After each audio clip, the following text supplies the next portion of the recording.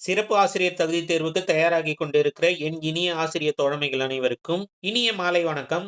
என்னங்க இது காலம் போன காலத்துல திரும்பவும் நம்மள எக்ஸாம் எழுத சொல்லி கட்டாயப்படுத்துறாங்க. வேற வழி இல்ல, நம்ம எழுதிதான் ஆகணுன்ற நிலைமைக்கு வந்துட்டோம். ஆனா நம்ம நினைக்கிற அளவுக்கு இது ஒன்றும் அவ்வளோ கஷ்டமான தேர்வு ஒன்றும் இல்லைங்க. நம்ம முயற்சி பண்ணா கண்டிப்பாக நம்மளால எளிதில் வெற்றி பெறக்கூடிய ஒரு தேர்வு தான் இது. அதனால ஒரு பக்கம் இந்த தேர்வுக்கு எதிரா நம்ம போராடிட்டு இருந்தாலும், இன்னொரு பக்கம் இந்த தேர்வு எதிர்கொள்ற ஒரு மனதிடத்த வளர்த்துக்கிட்டு, எப்படிதான் இருக்குது பார்ப்போம் அப்படின்ற ஒரு சேலஞ்சா இந்த தேர்வை எதிர்கொள்ள தயாராகி கொண்டு இருக்கிறோம். நமக்கு நாமே உதவிக்கிற ஒரு மனநிலையில இருந்து, உங்களுக்கு உதவும் எண்ணத்தோட நம்ம சேனல்ல தமிழ் இலக்கணத்திலிருந்து வீடியோக்கள வெளியிட்டுட்டு வரோம். அந்த வகையில இந்த வீடியோல நம்ம பார்க்க போறது, 6ஆம் வகுப்பு 3 பருவத்தில இருக்கிற அனைத்து தமிழ் இலக்கண பகுதிகளையும் நம்ம ஒரே வீடியோவா இந்த வீடியோல பார்க்க போறோம். ஒரு சிலர் 6ஆம் வகுப்பு தமிழ் இலக்கண பகுதியில இருக்கிற அனைத்து பகுதியிலும் படிச்சு இருப்பீங்க. அவங்க ஒரு ரிவிஷனா இந்த வீடியோவ எடுத்துக்கலாம். இன்னும் படிக்க ஆரம்பிக்காதவங்க, ஒரு தூண்டுதலாவும், படிக்கணுன்ற எண்ணத்த உருவாக்குற விதமாவும் இந்த வீடியோ அமையும்னு நான் நம்புறேன். தமிழ் இலக்கணம் 5 வகைப்படும். எழுத்து இலக்கணம், சொல் இலக்கணம், பொருள் இலக்கணம், யாப்பு இலக்கணம், அணி இலக்கணம். இதுல எழுத்து இலக்கணம் உயிர் எழுத்துக்கள் 12 உங்களுக்கு தெரியும். குறில் 5, நெடில் 7. அ, இ, உ, ஏ, ஓ ஆகியவை குறில் எழுத்துக்கள். இவை ஒரு மாத்திரை அளவு ஒலிக்கும். நெடில் எழுத்துக்கள் 7. ஆ, இ, உ, ஏ, ஐ, ஓ, ஔ ஆகியவை நெடில் எழுத்துக்கள். இவை 2 மாத்திரை அளவு ஒலிக்கும். மெய் எழுத்துக்கள் 18. இதுல வல்லின எழுத்துக்கள் கசட தபற, அதாவது இக்கு, இச்சி, இட்டு, இத்து, இப்பு, இற்று. இத நம்ம மனப்பாடம் பண்றதுக்காக புள்ளி இல்லாம எழுதியிருக்கிறேன். நீங்க புள்ளி இல்லாம படிச்சுட்டு அப்புறமா புள்ளி வச்சுக்க வேண்டியது தான். வல்லின எழுத்துக்கள் கசட தபற, மெல்லின எழுத்துக்கள் ஙங்கன, நமன, இடையின எழுத்துக்கள் எரள, வழல. இவை பார்த்தீங்கன்னா மெய் எழுத்துக்கள் அரை மாத்திரை அளவு ஒலிக்கும். உயிர்மெய் எழுத்துக்கள் பார்த்தீங்கன்னா 12 பெருக்கல் 8 நமக்கு 216 எழுத்துக்கள் கிடைக்கும். இந்த உயிர்மெய் எழுத்துக்கள் பார்த்தீங்கன்னா குறில் எழுத்துக்கள் 1 மாத்திரை அளவும், நெடில் எழுத்துக்கள் 2 மாத்திரை அளவும் ஒலிக்கும். ஆயுத எழுத்து 1 எழுத்து இருக்கு. இது அரை மாத்திரை அளவு ஒலிக்கும்.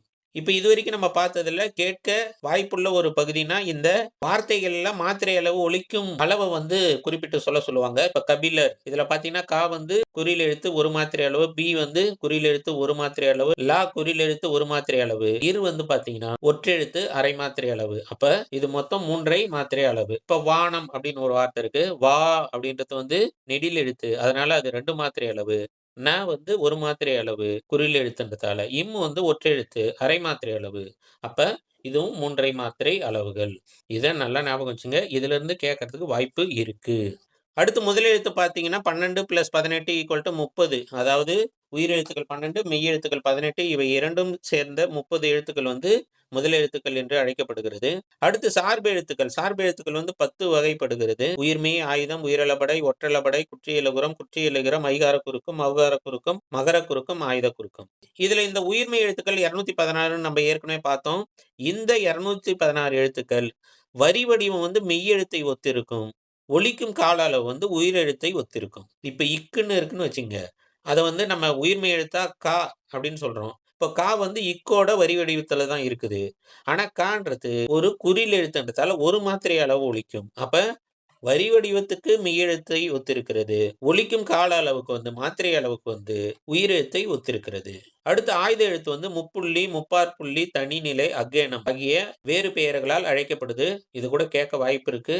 தனிநிலை எழுத்து எது அப்படின்னு கேட்க வாய்ப்பு இருக்கு. அடுத்து இந்த ஆயுத எழுத்து முன் குறில் எழுத்தையும் பின் வல்லின உயிர்மெய் எழுத்தையும் கொண்டு இடையில் தான் வரும். ஆயுத எழுத்து முதல்லயும் கடைசியிலயும் வராது. அடுத்து மொழி முதல் எழுத்துக்கள்.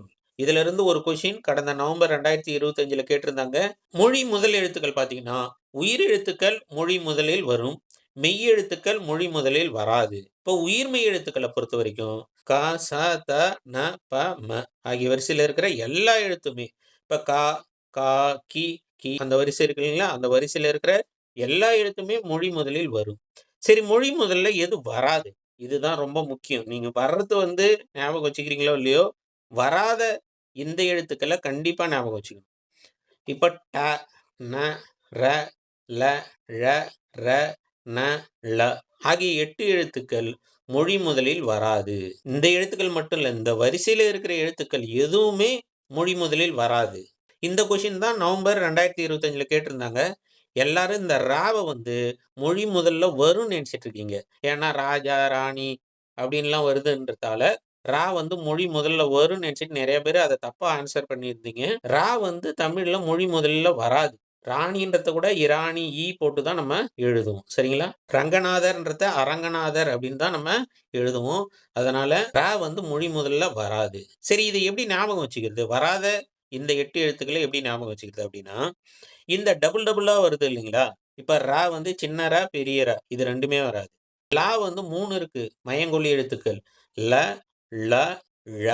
இது 3மே மொழி முதல்ல வராது. அடுத்து பொறுத்தவரைக்கும் 2 சுழினா, 3 சுழினா இதுவும் வராது. அடுத்து இதுவும் வராது. சரிங்களா? இப்ப ல, ழ அது 3 வராது. ந, ந அது 2ம் வராது. ர, ர அது 2ம் வராது. அது கூட அத சேர்த்துக்கணும். மொத்தம் 8 எழுத்துக்கள் மொழி முதலில் வரவே வராது. அடுத்து வரிசையில மட்டும் மொழி முதல்ல வரும். மீதி எதுவும் வராது. அடுத்து வரிசையில ஞ, ஞா, ஞே, ஞோ ஆகிய 4 எழுத்துக்கள் மட்டும் மொழி முதலில் வரும். அந்த வரிசையில வேற எதுவும் வராது. வரிசையை பொறுத்தவரைக்கும் வ, வா, வி, வி, வே, வே, வை, வவ் ஆகிய 8 எழுத்துக்கள் மொழி முதலில் வரும். அடுத்து மொழி இறுதி எழுத்துக்கள். மொழி இறுதி எழுத்துக்களாக உயிர் எழுத்துக்கள் வரவே வராது. அடுத்து இந்த கசட தபரன்னு சொல்றேன் இல்லைங்களா? வல்லின எழுத்துக்கள். அந்த ஒற்று எழுத்துக்கள் வந்து மொழி இறுதியில் வராது. அது கூட அதையும் சேர்த்துங்க. ஆகிய 7 எழுத்துக்கள் மொழி இறுதியில் வரவே வராது. அடுத்து எகர வரிசையில எதுவுமே மொழி இறுதியில் வராது. ஒகர வரிசையிலும் எதுவும் மொழி இறுதியில் வராது. சரிங்களா? அப்ப எகர, ஒகர வரிசையில எதுவும் வராது. வல்லின எழுத்துக்களான கசட, தபர அது கூட ஆகிய 7 எழுத்துக்கள் மொழி இறுதியில் வராது. சரிங்களா? அதே போல உயிரெழுத்துக்கள் வராது. உயிரெழுத்துக்கள் வரும் ஒரே ஒரு இடத்துல வரும். அளபெடை அதாவது செய்யுள்ல அளபெடுக்கிற இடத்துல மட்டும் உயிரெழுத்துக்கள் மொழி இறுதியில் வரும். மீதி எங்கேயும் வராது. அடுத்து இணை எழுத்துக்கள். இணை எழுத்துக்கள் உங்களுக்கு தெரியும். கண்டம். டாவுக்கு முன்னால இன்னும் வந்தா அது 3 சுழியின். அதே போல பெரிய அதுக்கு அந்த ராவுக்கு முன்னால இன்னும் வந்தா அது 2 சுழியின் தான். அடுத்து இஞ்சிக்கு அடுத்து வர்ற மாதிரினா கண்டிப்பா வரிசை எழுத்து தான் வரும். இந்து இருக்குல்ல, இந்துக்கு அப்புறம் கண்டிப்பா தா வரும். அடுத்து இம்முக்கு அப்புறம் கண்டிப்பாக வரிசை எழுத்து வரும். அடுத்து இருக்குல்ல, இங்குக்கு அப்புறம் கண்டிப்பா வரிசை எழுத்து வரும். ஏன்னா இவையெல்லாம் இணை எழுத்துகள். நான் இங்க எடுத்துக்காட்டு மட்டும் தான் குடுத்திருக்கிறேன். பாத்துங்க.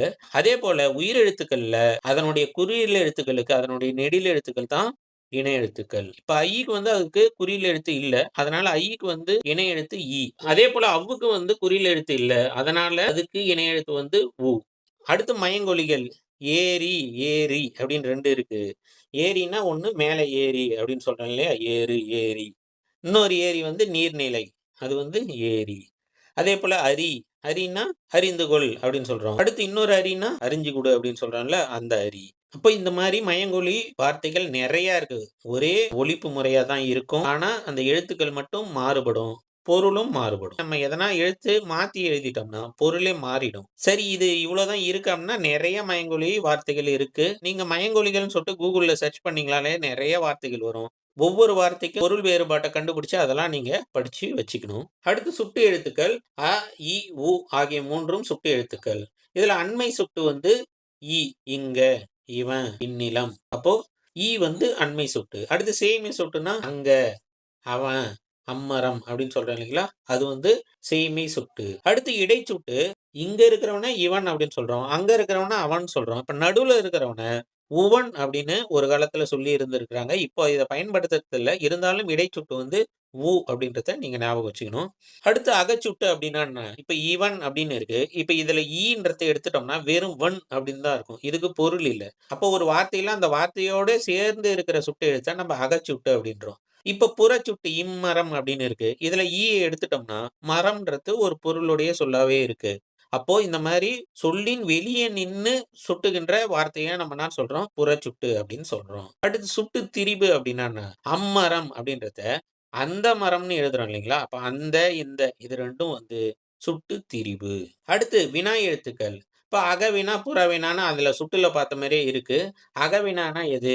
எ, ஆ ஆகியவை அகவினா. இப்ப எதுன்னு இருக்கு. இதுல ஏவ நம்ம எடுத்துட்டோம்னா வெறும் தான் இருக்கும். அப்போ அதுக்கு பொருள் இல்ல. அப்போ இது அந்த வார்த்தைக்குள்ளே அடங்கி இருக்கிற வினா எழுத்துன்றதால இத நம்ம அகவினா அப்படின்றோம். புறவினான்றது அப்படின்னு நம்ம சொல்றோம். இப்ப அவளா, வந்தானா, இப்ப இதுல கடைசியில இருக்கிற நம்ம வந்து எடுத்துட்டாலும், அந்த வார்த்தைக்கு பொருள் இருக்கும். அவளாவுல எடுத்துட்டோம்னா அவள்ன்னு இருக்கும் இல்லைங்களா? அப்ப இது வந்து புறவினா. எழுத்து. அப்ப அகவினா எழுத்து எழுது ஏ, யா. புறவினா எழுத்து ஆ. அடுத்த 4 வகை சொற்கள். பெயரை குறிக்கும் சொல் பெயர் சொல், வினையை குறிக்கும் சொல் வினைச்சொல், பெயர் சொல்லையும் வினை சொல்லையும் சார்ந்து வருவது இடைச்சொல். இப்ப தந்தையும் தாயும் இது இடைச்சொல். அடுத்து மற்றொருவர் அப்படின்னு சொல்றோம் இல்லைங்களா? இது இடைச்சொல். அடுத்து திருக்குறளை அப்படின்னு சொல்றோம் இல்லைங்களா? அந்த இடைச்சொல். அடுத்து அவருக்கு அப்படின்னு சொல்றோம் இல்லைங்களா? அப்ப கூவும் ஒரு இடைச்சொல். இது தவிர இன்னும் நிறைய இடைச்சொற்கள் இருக்கு. அவனால் அப்படின்னு சொல்றோம் இல்லைங்களா? அதுவும் இடைச்சொல். அடுத்து பெயர் சொல் வினை சொல்லின் தன்மையை மிகுதிப்படுத்துவது உரிச்சொல் ஆகும். இப்ப எடுத்துக்காட்டா மாநகரம் ஒரு பெயர் சொல்லோட தன்மையை அதிகப்படுத்துது. நகரம் மாநகரம். மாநகரம்னா பெரிய நகரம். அடுத்து சிறந்தது அது சாலச் சிறந்ததுன்னா மிகச் சிறந்தது அப்படின்னு சொல்றாங்க இல்லையா? அப்ப இது உரிச்சொல். அடுத்து பெயர் சொல் 6 வகைப்படும். பொருட்பெயர் மரம், கிளி, கண்ணன், மேசை அப்படின்னு சொல்றாங்க இல்லைங்களா? இதெல்லாம் பொருட்பெயர். அடுத்து இடப்பெயர் அப்படின்னா பள்ளி, வீடு, ஊர் பேருங்க. இது எல்லாமே இடப்பெயர். அடுத்து காலப்பெயர்னா நாள், திங்கட்கிழமை, வைகாசி மாதம் அப்படின்னு சொல்றீங்களா? இதெல்லாம் காலப்பெயர். அடுத்து சினைப்பெயர் அப்படின்னா உறுப்புக்கள்ல சொல்றது சினை. இப்போ மனிதனோட உறுப்புகள் கண் அது ஒரு சினைப்பெயர். கை, கால் அதெல்லாம் சினைப்பெயர். அதே போல மரத்துல இலை, தண்டு, வேர், பூ இதெல்லாம் சினைப்பெயர். அடுத்து பண்பு பெயர் சதுரம், செம்மை அதெல்லாம் இந்த பொருளோட பண்பை குறிப்பதால் பண்பு பெயர். அடுத்து தொழிற்பெயர். இந்த வினை சொல்லோட தல் அப்படின்றத சேர்த்தா அது தொழிற்பெயர் ஆயிடும். இப்ப ஆடுன்றது வினைச்சொல். அது கூட தல் சேர்த்து ஆடுதல் அப்படின்னு சொன்னா அது தொழிற்பெயர். பேசு என்பது வினைச்சொல். பேசுதல் என்பது தொழிற்பெயர். அடுத்து இடுகுறி பெயர். இடுகுறி பெயர் அப்படின்னா என்னன்னா, நம்ம முன்னோர்கள் எந்த ஒரு பொருளும் இல்லாமல் ஒரு பொருளுக்கு அதுவே பெயர் அப்படின்னு சொல்லிட்டு அவங்க இட்ட பெயரை நம்ம இடுகுறி பெயர் அப்படின்றோம். அதுக்கு எந்த காரணமும் இருக்காது. காரணம் இல்லாமல் ஒரு பெயர் வச்சிருப்பாங்க. அத நம்ம இடுகுறி பெயர் அப்படின்னு சொல்றோம். இடுகுறி பெயர் 2 வகைப்படும். இடுகுறி பொதுப்பெயர், இடுகுறி சிறப்பு பெயர். இடுகுறி பொது பெயர்னா என்ன? இப்ப மரம், காடு இப்ப இதுக்கெல்லாம் எந்த மீனிங்கும் இல்ல. நம்ம முன்னோர்கள் வச்சுட்டாங்க. அதனால இது இடுகுறி பெயர். இது ஏன் பொது பெயர் அப்படின்னு சொல்றாங்கன்னா, மரம்ன்றது நிறைய வகையான மரங்கள் இருக்கு. ஆனா மரம்ன்றது ஒரு பொது பெயர். அதனால இது இடுகுறி பொது பெயர் அப்படின்றோம். காடு காடுகள்லயும் நிறைய வகையான காடுகள் இருக்கு. அதனால காடுன்றதையும் நம்ம இடுகுறி பொது பெயர் அப்படின்றோம். இடுகுறி சிறப்பு பெயர்னா என்னன்னா, அந்த மரத்துல ஒரு குறிப்பிட்ட வகை மரம். மாமரம் அப்படின்னு சொல்லலாம். மா என்பது இடுகுறி சிறப்பு பெயர். இப்போ விலங்கினங்கள்ல முயல் அப்படின்ற ஒரு விலங்கோட பெயர் எடுத்துக்கிட்டோம்னா, அது இடுகுறி சிறப்பு பெயர். அடுத்து காரண பொது பெயர். இப்ப எடுத்துக்காட்டா இப்ப பொது பெயர்ல பறவை விலங்குன்றதும் ஒரு பொது பெயர் தான். ஆனா அது இடுகுறி பெயர். காரண பொது பெயர்ல பறவைன்றது ஒரு பொது பெயர் தான். ஆனா அதுக்கு ஒரு காரணம் இருக்குது. என்னது? பறப்பதால் அவை பறவை. சரிங்களா? அப்போ இது என்னது? காரண பொது பெயர். அடுத்து காரண சிறப்பு பெயர்னா என்னது? இந்த பறவைக்குள்ள இருக்கிற மரங்கொத்தி அப்படின்றது காரண சிறப்பு பெயர். ஏன் மரங்கொத்தின்றது காரண சிறப்பு பெயர்னா, மரத்தை கொத்துவதால் அது மரங்கொத்தி. அப்போ அது காரண பெயர். அது ஒரு பர்ட்டிகுலர் பறவையோட பேருன்றதால, அப்போ இது காரண சிறப்பு பெயர். அதே போல வளையல், வளைந்திருப்பதால் அது வளையல் ஆகிறது. அதனால இதுவும் காரண சிறப்பு பெயர். அடுத்து ஒரு 2 அணி பத்தி 6த்ல சொல்லியிருக்கிறாங்க. இயல்பு நவிற்சி அணி, உயர்வு நவிற்சி அணி. இதுல இயல்பு நவிற்சி அணின்னா என்னன்னா, ஒரு விஷயத்த அது இருக்கிற இயல்புலயே அது எப்படி நடக்குதோ அதே போல சொல்றது இயல்பு நவிற்சி அணி. ஆனா உயர்வு நவிற்சி அணின்னா, இருக்கிற ஒரு விஷயத்த கொஞ்சம் உயர்த்தி கவிதையோட அழகுக்காக கொஞ்சம் உயர்த்தி சொல்வது உயர்வு நவிற்சி அணி. இப்ப இயல்பு நவிற்சி அணிக்கு ஒரு பாட்டு ஒண்ணு குடுத்திருக்காங்க. தோட்டத்தில் மேயுது வெள்ளை பசு, அங்கே துள்ளி குதிக்குது கன்றுக்குட்டி, அம்மா என்குது வெள்ளை பசு, உடன் அண்டையில் ஓடுது கன்றுக்குட்டி அப்படின்னு ஒரு பாட்டு குடுத்திருக்காங்க. இப்ப இந்த பாட்டுல பார்த்தீங்கன்னா, ஒரு மாடு, ஒரு கன்றுக்கு இடையில நடக்கிற சில செயல்கள அது என்ன நடக்குதோ அத அப்படியே தான் சொல்லியிருக்கிறாங்க. எந்த ஒரு ஒப்பனையும் இல்லாமல் அப்படியே சொல்லியிருக்கிறதால, இத நம்ம இயல்பு நவிற்சி அணி அப்படின்னு சொல்றோம். இதே உயர்வு நவிற்சி அணி அப்படின்னா என்னன்னா, கொஞ்சம் எக்ஸாஜரேட் பண்ணி சொல்றது. இப்ப இதுக்கு ஒரு பாட்டு குடுத்திருக்கிறாங்க புக்ல. "குளிர்நீரில் குளித்தால் கூதல் அடிக்கும் என்று, வெந்நீரில் குளித்தால் மேனி கருக்கும் என்று" அப்படியே போகுது அந்த பாட்டு. அதனால "பாதாள கங்கையை பாடி அழைத்தார் உன் தாத்தா" அப்படின்னு ஒரு பாட்டு இருக்கு. இந்த பாட்டையும் நல்லா ஞாபகம் வச்சுக்கங்க. இந்த பாட்டுலாம் எதுக்கு சொல்றேன்னா, இதிலயே ஒரு லைன் 2 லைன் குடுத்துட்டு, இது என்ன அணி அப்படின்னு சொல்லிட்டு கேட்கறதுக்கு வாய்ப்பு இருக்கு. அதனால இந்த 2 பாட்டையும் நல்லா ஞாபகம் வச்சுக்கங்க. இப்ப இதுல பார்த்தீங்கன்னா, குளிர் நீர்ல குளிச்சா கூதல் அடிக்கும், வெந்நீர்ல குளிச்சா மேனி கருக்கும். இப்படி பண்ணா இப்படி ஆயிடும், இப்படி பண்ணா அப்படி ஆயிடும்னு சொல்லி சாதாரண ஒரு குளிக்கிற ஒரு விஷயத்த ரொம்ப பாதாள கங்கைய பாடி அழைச்சாராம். அப்படிலாம் நடக்கிறதுக்கு வாய்ப்பே கிடையாது. அப்போ அந்த குழந்தை குளிப்பாட்டுறதுக்கு ஒரு காரணத்த கொஞ்சம் எக்ஸாஜரேட் பண்ணி சொல்லியிருக்கத்தால, இத வந்து நம்ம என்ன சொல்றோம்? உயர்வினை உச்செடி அப்படின்னு சொல்றோம். தமிழ்ல மொத்தம் 42 ஓரெழுத்து ஒரு மொழிகள் இருக்கிறதாக நன்னூலின் ஆசிரியரான பவனந்தி முனிவர் கூறியிருக்கிறார். இவ்வளோதாங்க 6ஆம் வகுப்பு 3 பருவங்கள்ல இருக்கிற 9 பாடங்கள்ல இருக்கிற இலக்கண பகுதி முழுமையா. நம்ம வீடியோவ முதல்ல பார்க்குற தோழர்கள் லைக் பண்ணீங்கன்னா, கீழ ஹைப் அப்படின்னு சொல்லிட்டு ஒரு பட்டன் வரும். அந்த ஹைப்ன்னு குடுத்து நம்ம வீடியோ இன்னும் கொஞ்சம் ரீச் ஆகும். நீங்க கமெண்ட் பாக்ஸ்ல போடுற ஒவ்வொரு கமெண்ட்டும் நம்ம வீடியோ ரீச்சுக்கு கொஞ்சம் ஹெல்ப் பண்ணும். இன்னும் நம்ம சேனல் அறிவுமதி அகாடமி சப்ஸ்கிரைப் செய்யாதவர்கள் தயவு செய்து சப்ஸ்கிரைப் செய்து நமக்கு ஆதரவை கொடுங்கள்.